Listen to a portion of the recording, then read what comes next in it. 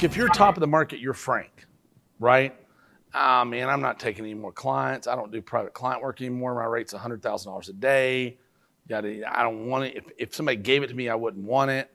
Yada, yada, yada, yada. You could be the same.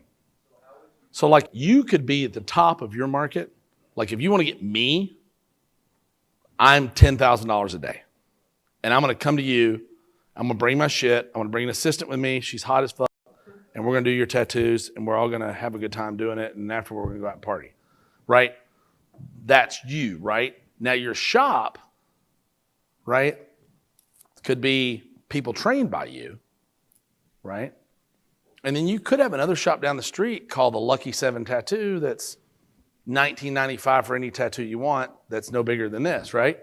You could do all three, but you just got to select where you want your entry point to be. And usually the best entry point's in the middle. Like Dimitri has a very high entry point in his business, right?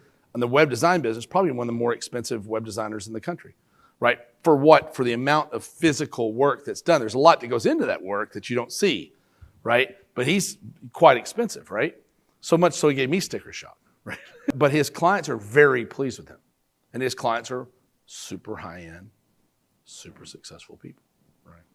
And he does personal branding, but he does personal branding properties. We pitch the room here.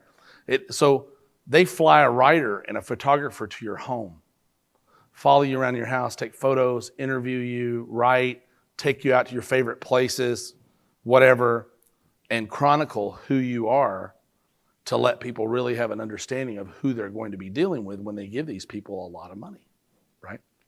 But we're people that people give millions of dollars to, right? So they kind of want to know more about you. So, and in his pitch, when he pitches that, he's explaining it to you, and and that gives him that ability to be there. Could he also do that in a mid-range and a low range? If he wanted to, sure. Yeah, sure. It would just be lesser services, And maybe he didn't want to do that. Maybe that's not his gig, right? He's not into that.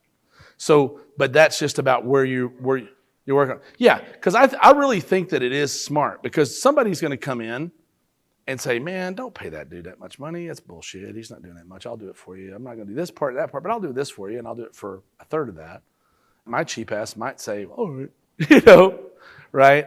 So it's just as well that he compete with himself, because the bits and bytes of things are not necessarily that much more or less expensive, right?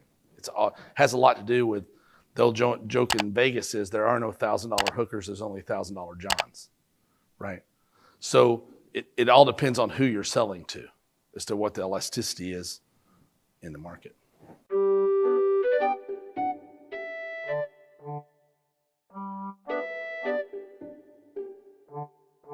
This trigger words list, this is not just a thrown together thing. This has taken me probably a year to put this together. I use it myself. I'm doing a big poster. If anybody would like a big giant poster of the trigger words to go on your wall, let me know.